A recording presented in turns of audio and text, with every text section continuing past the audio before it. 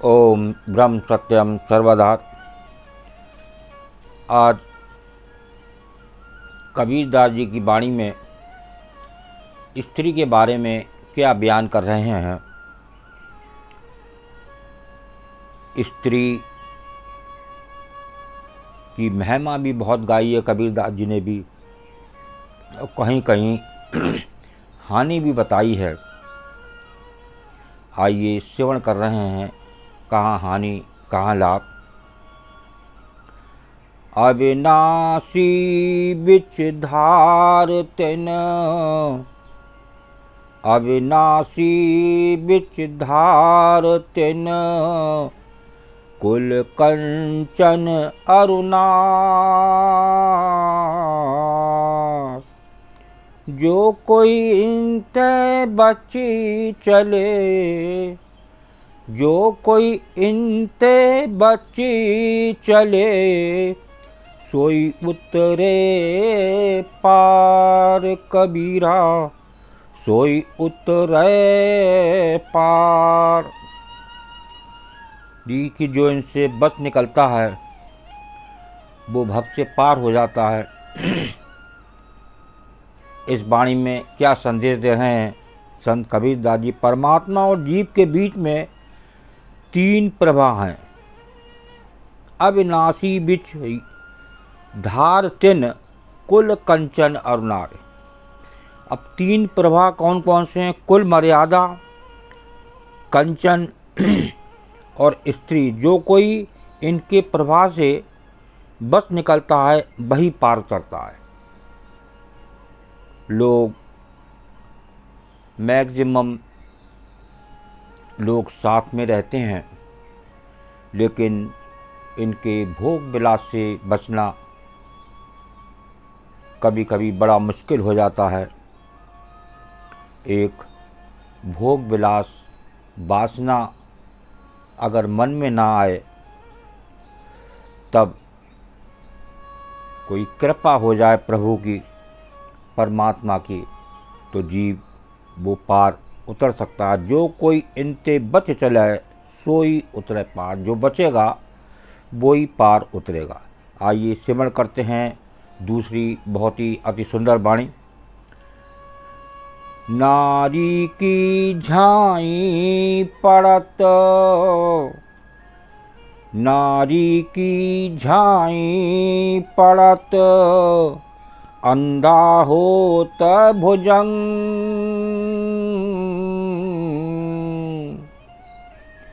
कबीर तिन की कौन गति, कबीर तिन की कौन गति, नित नारी के संग कबीरा, नित नारी के संग। नारी की झाई पड़त, अंधा होत भुजंग, कबीर तिन की कौन गति, नित नारी के संग। स्त्री की छाया पड़ने से सर्प भी अंधा हो जाता है। देखिए, ये संत कबीरदास जी के शब्द हैं, साफ साफ बयान कर रही है वाणी। नारी की झाई पड़त, अंधा होत भुजंग। भुजंग कहते हैं सर्प को। स्त्री की छाया पड़ने से सर्प भी अंधा हो जाता है। उनकी क्या दशा होगी जो नित्य स्त्री के साथ रहता है, उनके भोग विलास से बच जाए, कोई मन में उसके प्रति वासना ना आए, तो बिरला इससे बच भी निकलता है। तो आइए एक वाणी को और स्मरण करते हैं, बहुत ही सुंदर वाणी। ये नारी के बारे में क्या बयान कर रही है। नारी निरखे न देखिए, नारी निरखे न देखिए, निरख न कीजै दौर।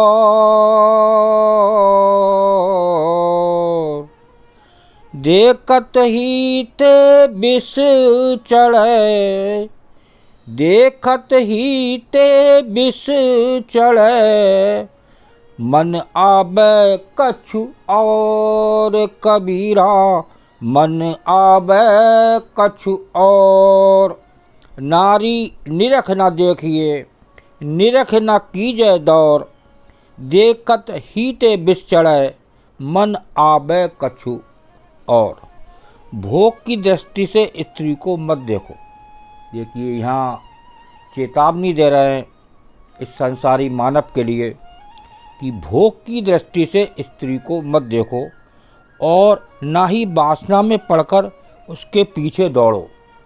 एक वासना भी ना हो और भोग भी ना हो क्योंकि स्त्री को देखकर ही नशा चढ़ जाता है। ये कुछ अपने अपने मन की बात होती है जो भोग विलास पर वासना पे कंट्रोल नहीं कर पाते।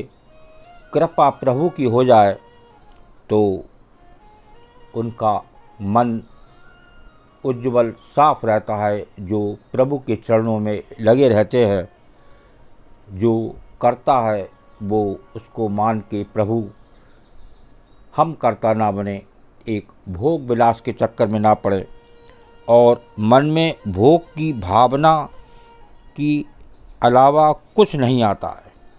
कभी कभी ये मन बड़ा बिगड़ैल है, ये काबू में नहीं आता।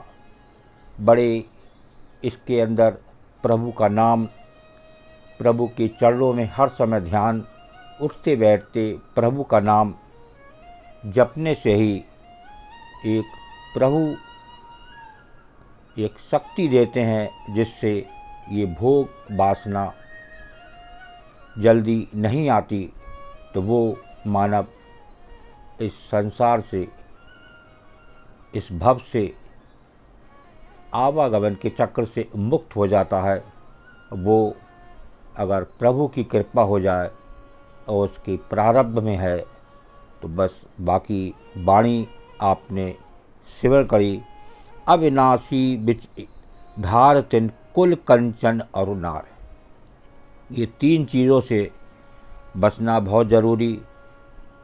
ये तीन प्रवाह हैं, कुल, मर्यादा, कंचन और स्त्री, जो कि इनके प्रवाह से बच निकलता है वो भव से पार उतरता है। ओम ब्रह्म सत्यम सर्वदा। दास की कबीर वाणी अच्छी लगी हो तो ज़रूर शेयर करें ताकि और भी लोग इसका आनंद लें। ओम ब्रह्म सत्यम सर्वदा।